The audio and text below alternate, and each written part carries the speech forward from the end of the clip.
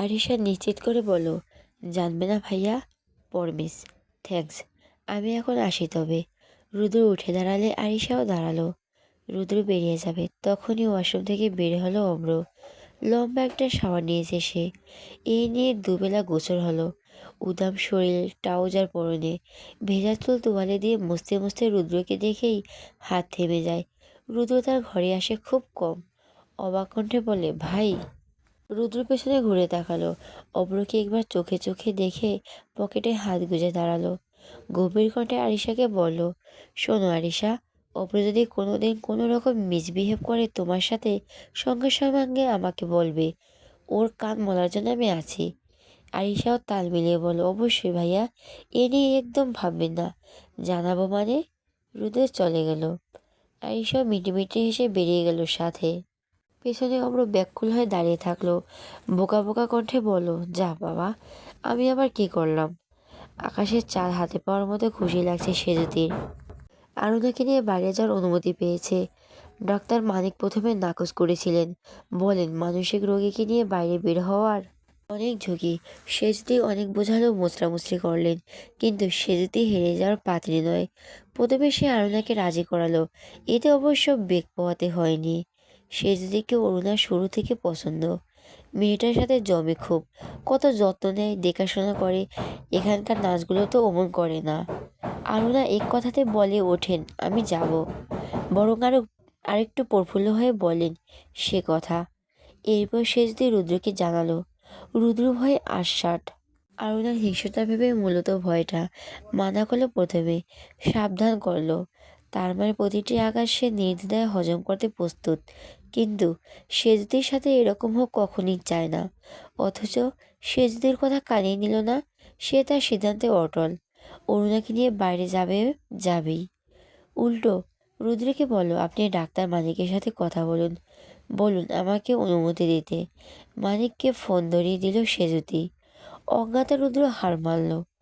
রোগীর পরিবারও যখন সায় দিচ্ছে, তখন আর মানিক আপত্তি করলেন না। তবে সতর্কবাণী প্রদান করলেন সেজুতিকে, সাবধানে মেয়ে, পেশেন্ট কিন্তু মারাত্মক আক্রমণাত্মক স্বভাব। তবে এই কয়দিনে তেমন কিছুই তো দেখলাম না, তাও সাবধানে থেকো।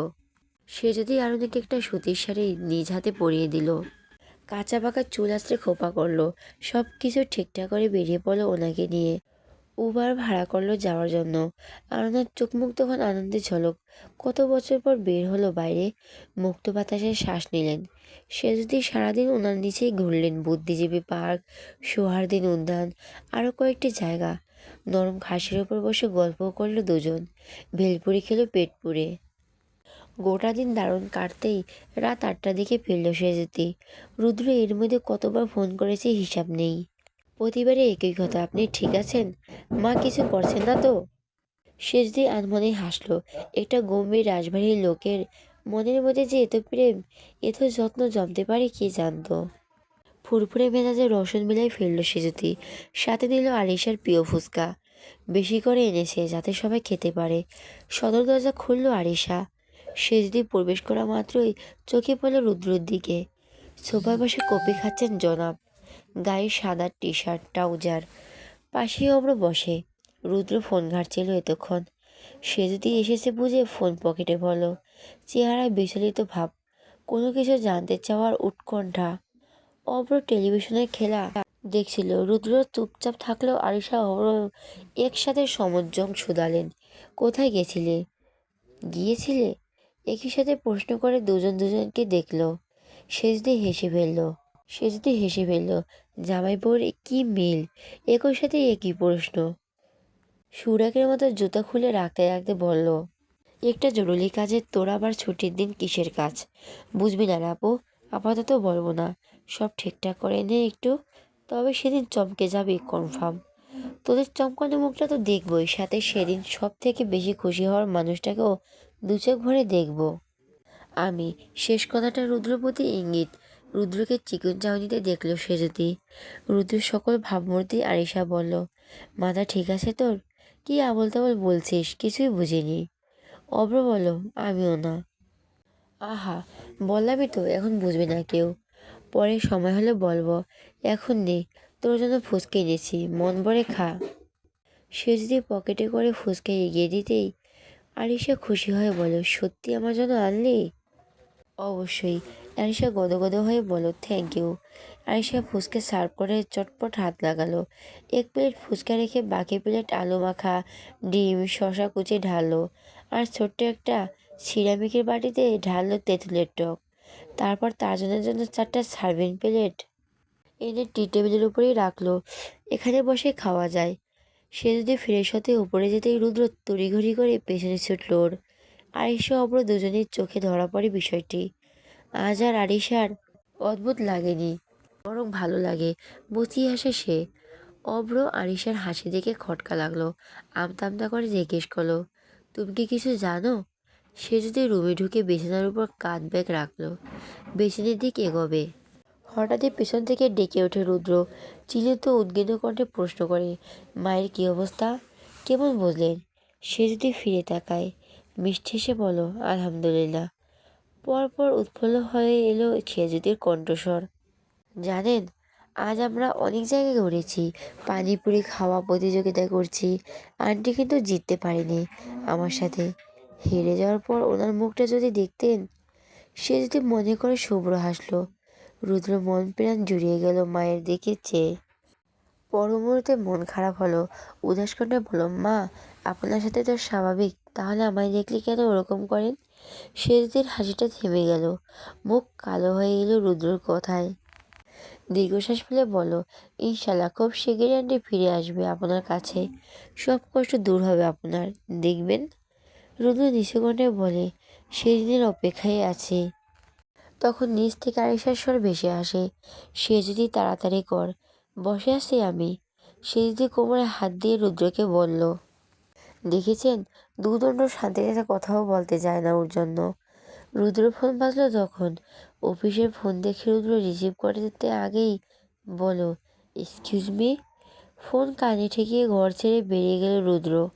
আর সে যদি রুদ্রর যাওয়ার দিক চেয়ে লাজুক হাসলো। লোকটি হাঁটাচলা ভালো লাগে, ভালো লাগে কথাগুলো। সাথে ওনার হাসি, তার রাগ করে কথা বলা, সব সব সব ভালো লাগে। দিন দিন ভালো লাগার সমুদ্রে ডুবে যাচ্ছে সে যদি। কে বাঁচাবে তাকে? রুদ্র? লোকটা আদৌ আসবে কি বাঁচাতে? রুদ্র ফোনে কথা শেষ করে নিচে নামলো, গিয়ে বসলো আগের জায়গায়। আরিশা পরিবেশন শেষ। ফুচকা দেখে জিভ জলে এসেছে অনেক আগে, কিন্তু বাকিদের ফেলে খাওয়ার ইচ্ছে হয়নি বলে বসেছিল। ফুচকা সাজানো দেখে অপর টেলিভিশন বন্ধ করে দিল। হাতের সাথে হাত ঘষে বলল, বাহ, দারুণ হয়েছে ব্যাপারটা। সন্ধ্যাবেলায় ফুচকা, আড্ডা জমে ক্ষীর হবে। এই আরও আমাকে আরেকটু বানিয়ে দাও তো, আমি পারি না এসব। কিভাবে কি বানাই? আরিশা হেসে বলল, দিচ্ছি। তখন শেষ দিয়ে আরিশার পাশের সময় বসতে বসতে বলল, আপু তুই খা, আমি বানিয়ে দিচ্ছি সবাইকে। আচ্ছা। সে যদি প্রথমে একটা ফুচকা নিয়ে তার মধ্যে আলু মাখা, শশা কুচি, ডিম কুচি ভরলো। এরপর টকি চুবিয়ে অব্রকে দিল। তৃপ্তি নিয়ে খেলো অব্র। চোখ বুজে শব্দ করলো, ফাটাফাটি। আরিশা নিজেকে নিজেই বানিয়েছে। ইতিমধ্যে তার দুটি খাওয়া শেষ। বাকি থাকলো রুদ্র। সে কেমন থ মেরে বসে আছে, অদ্ভুত চোখে একইভাবে চেয়ে দেখলো ফুচকার প্লেট। সে যদি খুব যত্ন নিয়ে আরেকটা ফুচকা বানিয়ে রুদ্রকে বলল, নিন। সাথে এক গাল হাসি ফিরে রুদ্র নাক মুখ কুচকে দিল। এতক্ষণ শেষদির পুরানোচ্ছল হাসিটা দেখে চোখ পট দেখালোই জোর পেল না। মিনমিন করে বলল, আমি খাবো না। সে যদি অবাক কণ্ঠে বলো, সে কি কেন? সে যদি অবাক কণ্ঠে বলো, সে কি কেন? ও বুঝেছি, আপনি ভাবছেন এসব অস্বাস্থ্যকর খাবার, তাই তো? আরে একদিন খেলে কিচ্ছু হবে না। আর আমি একটা ভালো রেস্টুরেন্ট থেকে এনেছি এটা, রাস্তার পাড় থেকে আনিনি। রুদ্র নিচের ঠোঁট কামড়ে ঘরে শেষদের কথা শুনছিল। বিরতি নিতেই বলল, তা নয়, ফুচকা খেতে মনে অনেক বড় হা হা করতে হয়। আমি পারি না ওরকম। সবার খাওয়া থেমে গেলে তৎক্ষণিৎ এই কারণে মুখ চাওয়াচাপনি করলো।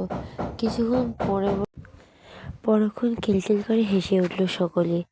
অব্র রীতিমতো পেট চেপে ধরে হাসছে। রুদ্র অস্বস্তি দ্বিগুণ বাড়ল। দাঁত চিবিয়ে বলল, শাট আপ অব্র। অব্র থেমে যাওয়ার নাটক করলো। হাসি কি থামে? একই রকম হু হা করে হাসছে সে, যদিও শুধুমাত্র ভদ্রতা বজায় রেখেছে আরিশা। বাসুরের সামনে শব্দ করে হাসা ঠিক নয় বলে ঠোঁট চেপে হাসছে।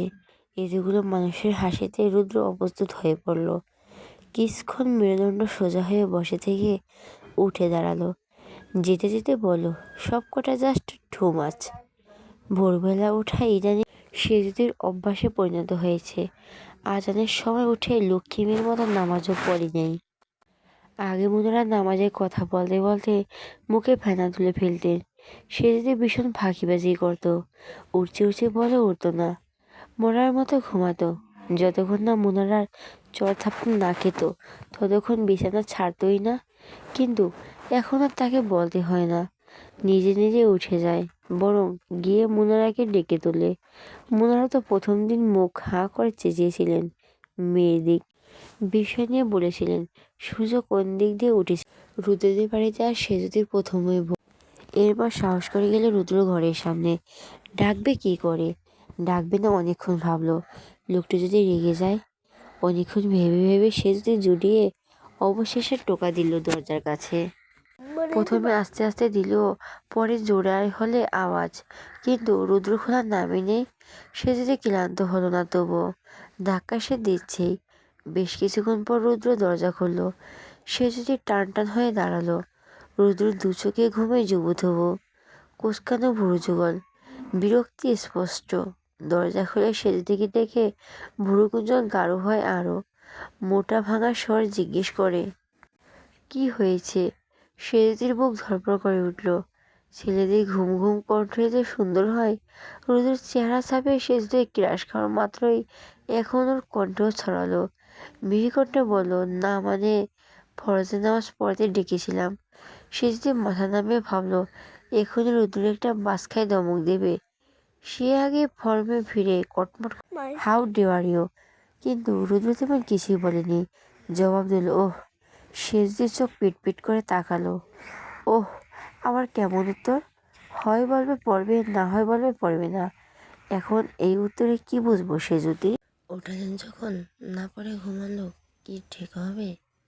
সেজুতির চেহারা চকচক করে উঠল। মাথার ঘামটা একটু টেনে খুশি খুশি কণ্ঠে বলল, ঠিক আছে, আপনি নামাজ পড়ুন, আমি যাই। আমাকেও পড়তে হবে, সময় বেশি নেই। সেজদি চোট লাগাতেই রুদ্র দরজা বেরিয়ে এলো। সেজদি রুমে ঢুকবে হঠাৎ পেছন থেকে ডেকে বলল, শুনুন। সেজদি দাঁড়িয়ে যায়। রুদ্র জর্জরিতহীন কণ্ঠে বলল, এভাবে সারা জীবন আমাকে নামাজ পড়তে ওঠানোর দায়িত্বটা নেবেন? সেজদি প্রথম দফায় বোঝেনি, পরপর পাতা ফেলল চোখের। যখন বুঝলো ততক্ষণ দেরি। রুদ্র ঢুকে পড়েছে রুমে। দরজা আটকানোর শব্দে সেজদি নড়ে ওঠে। রুদ্র বলে যাওয়া কথাটা মনে করে সে দেবে শরীর শীতল স্রোত পড়ায়, হাত পা অবশ হয়, বুক ধুকপুক করে। উফ, কি যন্ত্রণা! এ তো রঙিন সুন্দর কেন পৃথিবী? এদিকে আরেকটি কাণ্ড ঘটল। সকাল সকাল সেজুদ্দের বাড়ি হাজির হলেন আফিকা। একা এসেছেন। আমির তখনও অফিসে বের হয়নি। সাত সকালে বোনকে দেখে অবাক হলেন আমির। আপা তুমি এত সকালে? আফিকা মুখ বেঁকে বললেন, কেন রে, এখন তোর বাসায় আসতে হলে অনুমতি নিতে হবে নাকি? না তো কখন বললাম, আসো ভেতরে। আফিকা ভেতরে ঢুকে বলেন, মোনা কই? ওঠেনি এখনো? উঠেছে। মোনা কোথায় গেল? আপা এসেছেন। আমি আর ডাক শুনে ঘর থেকে বেরিয়ে এলেন মোনারা। আফিকা সোফায় বসে বললেন, পানি যেত এক গিলাস। মোনা রকম কুশল জিজ্ঞেস করার সুযোগও পেলেন না। আফিকার যত্র আদেশ পালনে ব্যস্ত হলেন। তাড়াহুড়া করে গিলাসে পানি এনে দিলেন। আফিকা খেয়ে আমিরকে ইশারা করলেন বসতে। আমির বসলেন। আফিকা পানির গ্লাস মোনারার হাতে দিয়ে বললেন, তুইও বস, একটা জরুরি কথা আছে আমার। মোনারা একবার স্বামীকে দেখলেন, গ্লাসে হাতে নিয়ে পানি দাঁড়িয়ে থাকলেন। আফিকা আমির দিকে ফিরলেন। অফিসে যাচ্ছিলে? এক্ষুনি না, আধ ঘন্টা সময় বাকি। বলো। আফিকা গটগট কণ্ঠে বললেন, একটা খুশি খবর এনেছি। কী খবর? বলতে পারি আত্মীয়তার সম্পর্কে আরও পাকাপাকি করতে এলাম। খুশি হবে শুনলে। কি হয়েছে খুলে বলো। বলছি, তোর কিন্তু আমাকে সাহায্য করতে হবে আমির। করবো, পারলে কেন করবো না? বনিতা রেখে বলে ফেলো।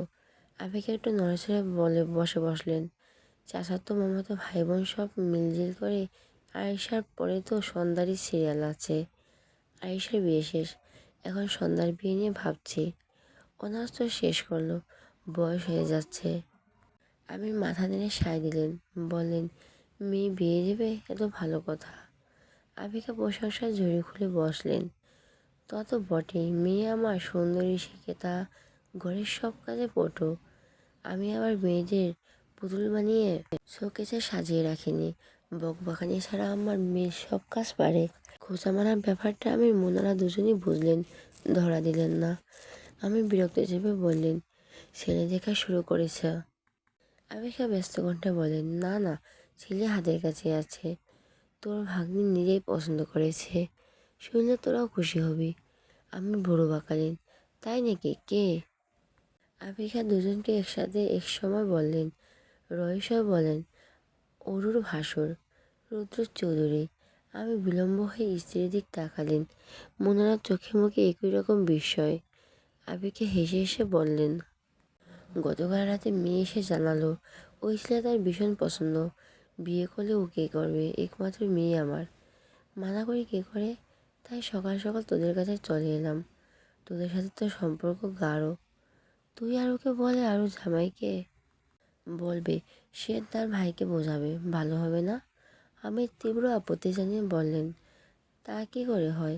রুদু ছেলেটা ভীষণ জেদি মেজাজি। আমি শুনছি হুট করে এইভাবে বিয়ের সম্বন্ধ দিলে রাগারাগি করতে পারে।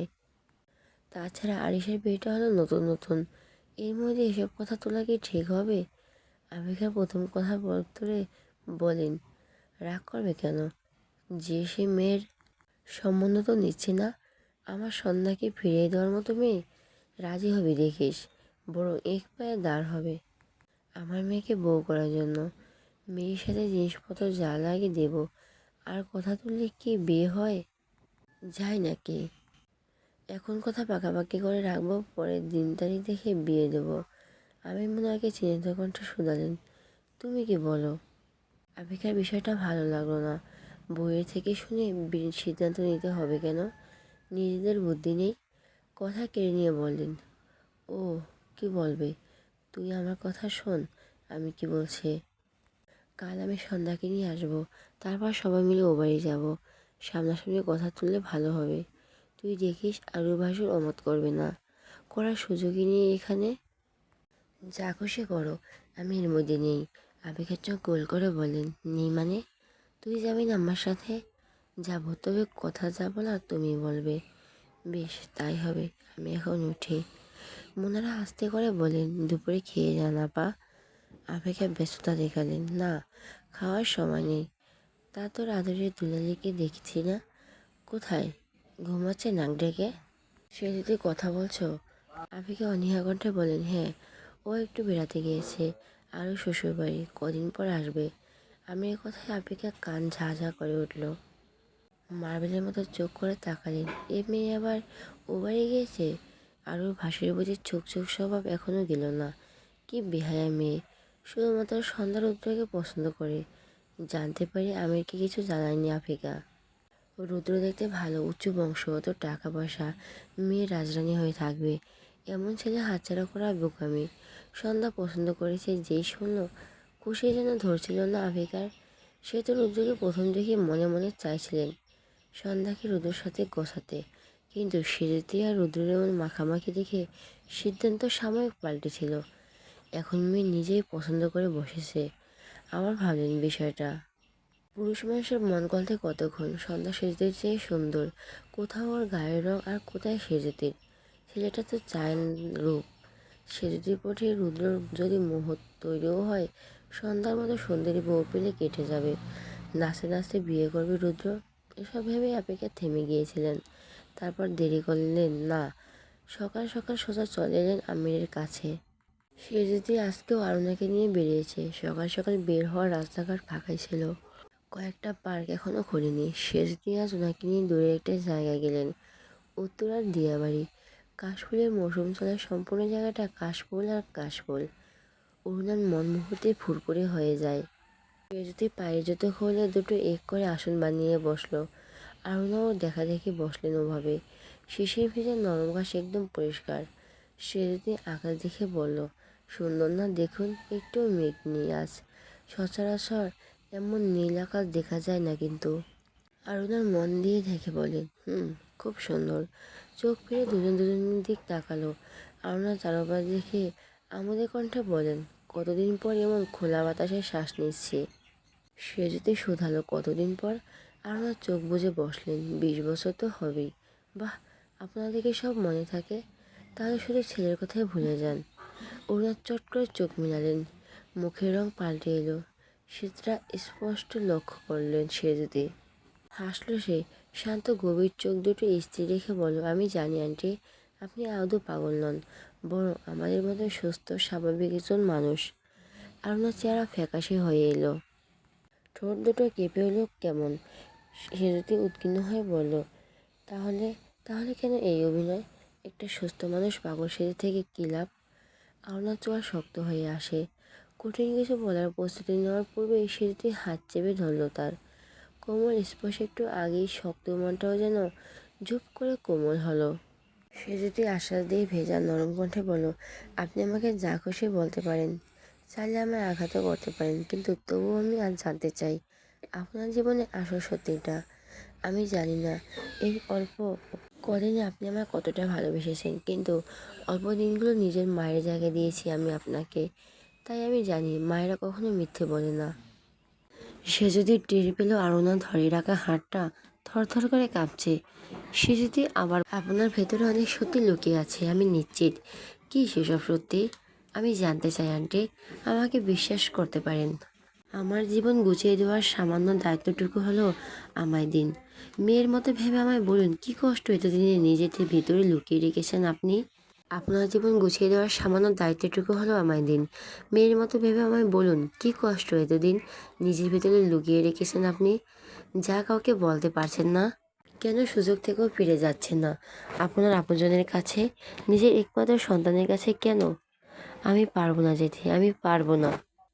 আরুণা চিৎকারে সেজদিতে থেমে গেল, আর আরুণা হু হু করে ভেঙে পড়লেন কান্নায়। পরিবারের একমাত্র মেয়ে ছিলাম, ভদ্র নর্মল লাজুক হিসাবে সবার কাছে ছিলাম পরিচিত। মাথায় ঘোমটা ফেলে কোনোদিন হেঁটেছি বলে মনে পড়ে না আমার। রেহান ছিল আমার দাদা, আনিসের বন্ধু। সেই কলেজে পড়ার সময় থেকে আলাপ, সেই সূত্রে রেহানের বাড়িতে আসা যাওয়া ছিল দৈনন্দিন। রেহানের মতো একজন সুদর্শন তরগা যুবককে দেখে কিশোরী আমি টুপ করে প্রেমে পড়ে যাই। আমার মনের কোণে প্রফুল্লিত হলো প্রেম নামক কদম ফুল। জন্ম নিল ক্ষুদ্র ক্ষুদ্র অনুভূতি। রেহানের সামনে যাওয়ার সাহস আমার কখনোই হয়নি। লজ্জা জড়তা সংকোচে আমি জবুথ হব।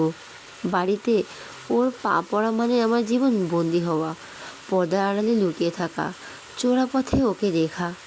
রেহান তখনও জানতো না, বাড়িতে ওর পা পড়া মানে আমার রুম বন্দি হওয়া, পর্দার আড়ালে লুকিয়ে থাকা, চোরা পথে ওকে দেখা।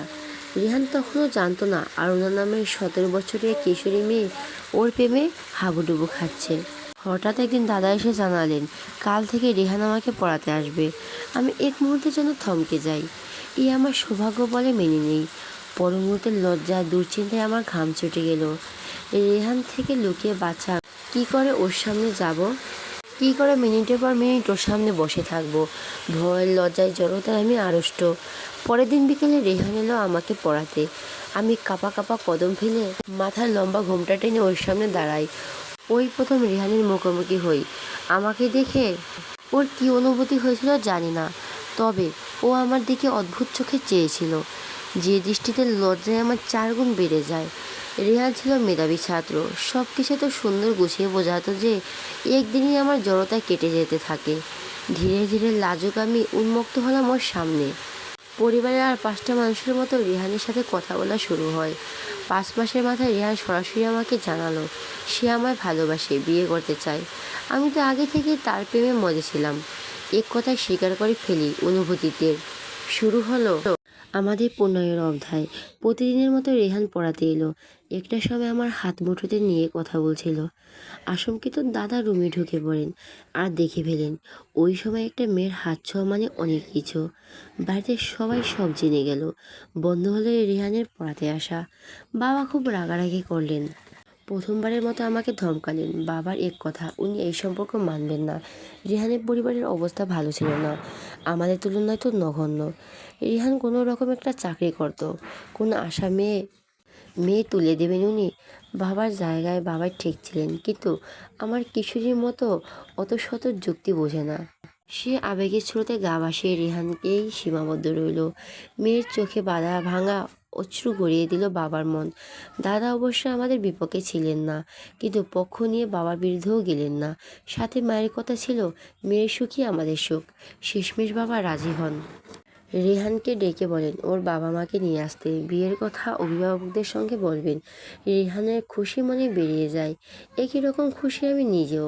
অথচ রেহান ফিরে আসে শূন্য হাতে, মাথা নত করে জানায় তার বাবা মা কিছুতেই মানবেন না আমাকে। আমার খুব অবাক হলাম। বাবা নিজে কথা বলতে চান ওনাদের সাথে। রেহান নিষেধ করলো, বলল সে সম্পর্ক ছিন্ন করে এসেছে, তবু আমাকে ছাড়া সে থাকবে না, এভাবে বিয়ে করতে চায় আমাকে। বাবা প্রথমে গাইগুই করলেন, অভিভাবক ব্যতীত মেয়ের বিয়ে দেবেন তা নয়, কিন্তু এভাবে আমার মুখের দিক চেয়ে আপত্তিটাও টিকলো না। শুধুমাত্র আমাদের কাছে কজন আত্মীয় নিয়ে বিয়ে পড়ানো হলো। একমাত্র মেয়ের ধুমধামে বিয়ে দেওয়ার ইচ্ছেটা মাটি চাপা পড়লো। বিয়েতে আমার ছোট কাকা একটা ফ্ল্যাট উপহার দেন। সেখানে শুরু করলাম আমাদের দাম্পত্য জীবন। বাবার সাহায্যে রিহান একটি প্রাইভেট ফার্মে চাকরি নিল। বেতন ভালো, সংসার ভালোই চললো। রিহানের কথা খুব কম বলতো, কাজ পাগল ছিল বেশি, আমাকে সময় দিত না। কিন্তু তাও আমি অসুখী ছিলাম না ওর সাথে। আমাকে সুখে দেখে মনে মনে বাবা রেহানকে মেনে নিলেন। বিয়ের সেই বছরই টের পেলাম আমার গর্ভে নতুন কারো উপস্থিতি। সবাই খুব খুশি হলো। রিহান সারাক্ষণ কানের কাছে বলতো আমার ছেলে হবে, দেখুন না, ছেলেই হবে। আমি রাগ করতাম ওর সঙ্গে, ছেলে কেন, মেয়ে না কেন? আমার যে একটা মেয়ের দারুণ শখ, টুসুক টুকুর জামা পরাবো, চুলে ঝুঁটি বাঁধবো, আরও কত কি। কিন্তু পূরণ হলো রেহানের ইচ্ছেটাই। আমার কোলালো করে রোদুকে পাঠালেন সৃষ্টিকর্তা। সাদা তোয়ালের মধ্যে ছেলেটা যেন মিশে গেছিল। ফর্সা চামড়ার সাথে বাদামি চুল, তার মধ্যে ছোট ছোট দুশোর চোখ। ঠোঁট দুটো ছিল টকটকে গোলাপের মতন, মনে হচ্ছিল কোনো বিদেশিনী পুত্র।